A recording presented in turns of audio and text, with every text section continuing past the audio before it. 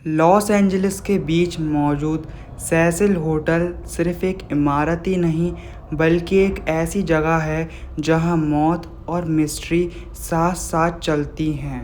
1924 में खुला ये होटल एक वक्त पे लग्जरी और शान का एग्जाम्पल था, लेकिन वक्त के साथ एक अंधेरा इस होटल के कोने कोने में छुप गया, जिसने दुनिया भर के लोगों को भी हैरान किया। जिन्होंने यहाँ चेक इन किया था वो वापस कब गए ये कोई नहीं जानता, या कुछ यूं कहें कि वो अपने घर कभी वापस लौटे ही नहीं। सेसिल होटल में हुई अननेचुरल डेथ्स, नोटोरियस क्रिमिनल्स का आना और अनएक्सप्लेन्ड पैरानॉर्मल एक्टिविटीज़ ने इस जगह को दुनिया के सबसे हॉन्टेड और इनफेमस होटल्स में लाकर खड़ा कर दिया। और सेसिल होटल में कुछ ऐसी घटनाएं घटती हैं जो कि इस होटल को और भी ज़्यादा मिस्टीरियस बना देती हैं, जो कि आज हम इसके इतिहास के बारे में बात करने वाले हैं।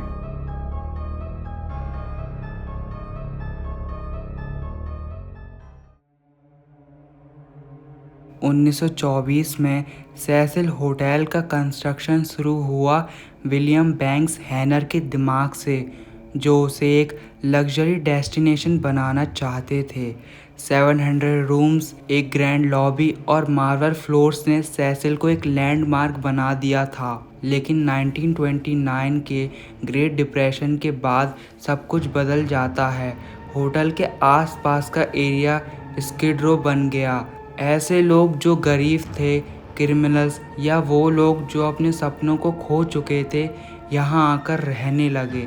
धीरे धीरे होटल की छवि लग्जरी से एक ऐसी जगह में बदल गई जहाँ लोग अपनी ज़िंदगी से थक कर आखिरी सांसें लेने आते थे। जहाँ सेसिल पहले एक ड्रीम डेस्टिनेशन था, वही होटल अब एक नाइटमेयर बन गया। अंधेरी दुनिया के लोगों ने यहाँ अपना घर बनाना शुरू किया और होटल के अंदर एक अजीब सी एनर्जी डेवलप हुई।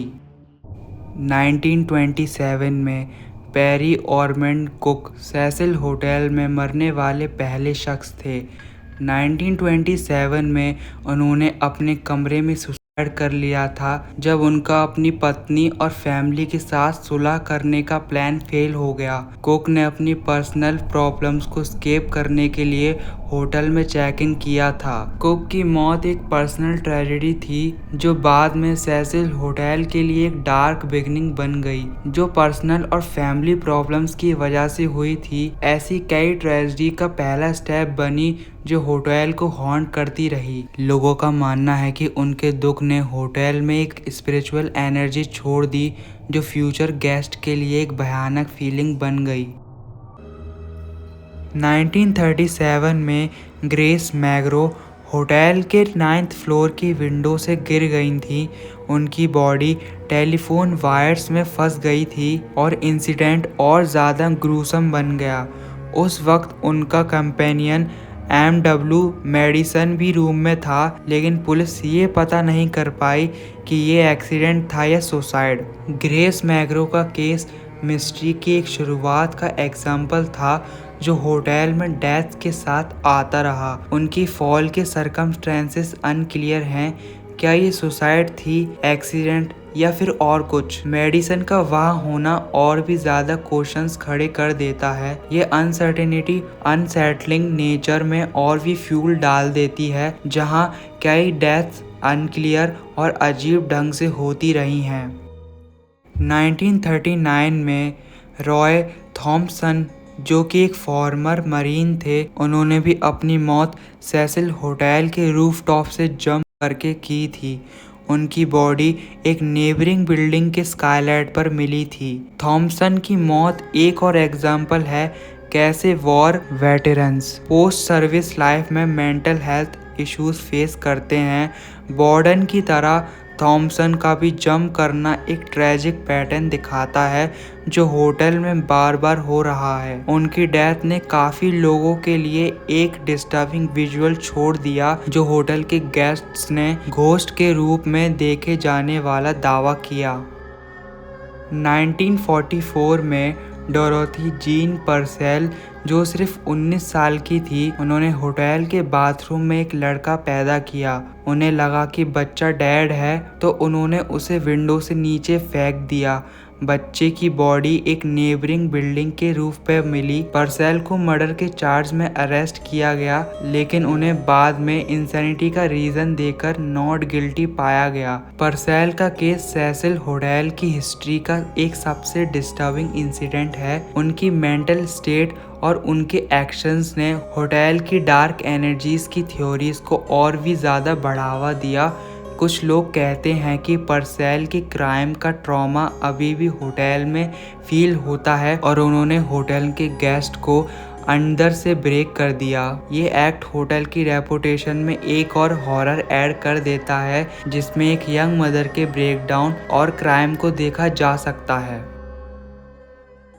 ये सब डेथ चाहे सुसाइड हो या मिस्ट्री में लिपटे हुए मर्डर्स, जिन्होंने सेसिल होटल की डार्क रेपुटेशन को बनाया, जिनका क्लियर आंसर कभी नहीं मिल पाया, जो होटल की हॉन्टेड और शापित छवि को जिंदा रखते हैं। ऐसा लगता है जैसे होटल खुद एक डार्क एनर्जी को अपने अंदर रखता है, जो वहां रहने वाले लोगों पर असर करती है और उन्हें दुख और डिसअपियर के रास्ते पर ले जाती है। इसमें बहुत सारी मौतें जुड़ी हुई हैं जो कि मिस्ट्री से भरी हुई हैं। एक के बाद एक यहाँ इतनी अनएक्सप्लेन्ड डेथ हुई कि लोग सोचने लगे कि ये होटल एक शापित जगह तो नहीं।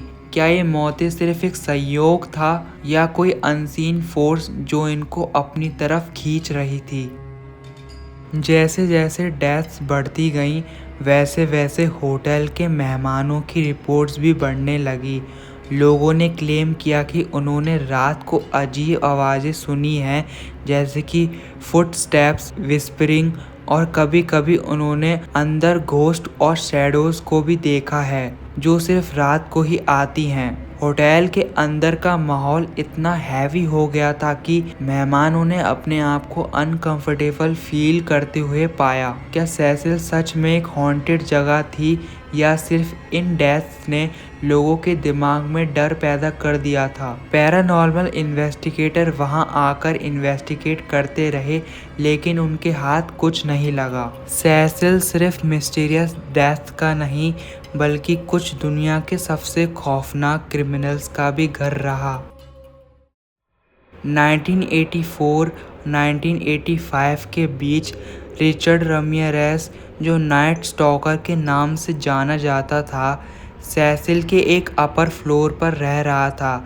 उस टाइम रमिरेज अपने वॉयलेंट स्प्री पे था और होटल के अंदर का अंधेरा उसे सूट करता था। वो रात को अपने विक्टिम्स को मार कर आता था और फिर अपने कमरे में छुप जाया करता था।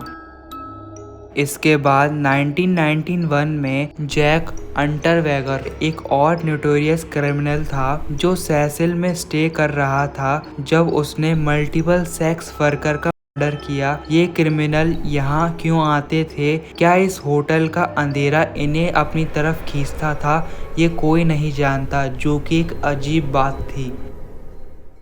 फरवरी 2013 में 21 year old Elisa Lam Vancouver से आई थी और सेसिल होटल में स्टे कर रही थी। फरवरी 1 के बाद वो लापता हो गई।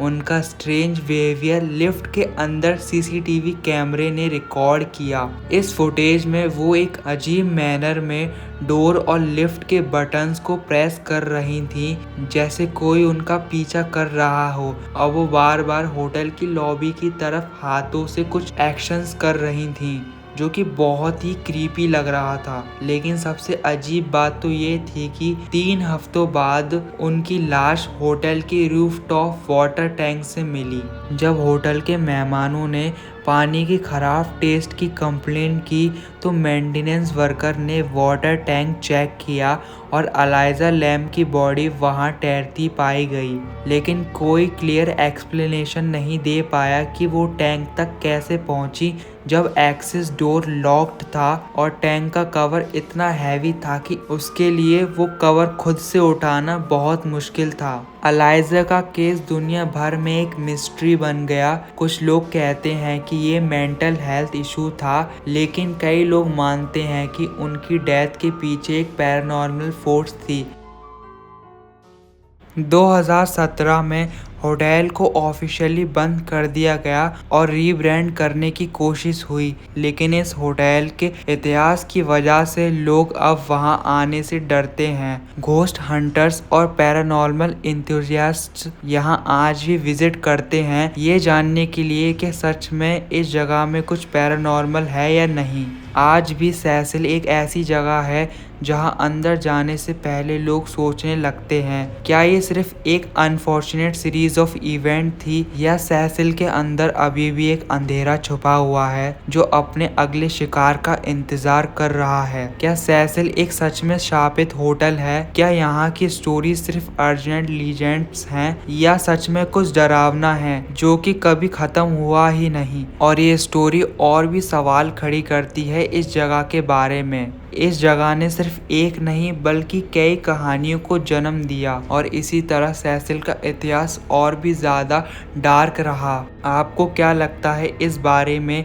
हमें कमेंट करके ज़रूर बताएं। तो यही था सेसिल का पूरा इतिहास। आप हमारे चैनल को सब्सक्राइब भी कर सकते हैं और आने वाली मिस्ट्री वीडियोस के लिए। जब तक अपना ध्यान रखें और इस वीडियो को देखने के लिए आपका धन्यवाद।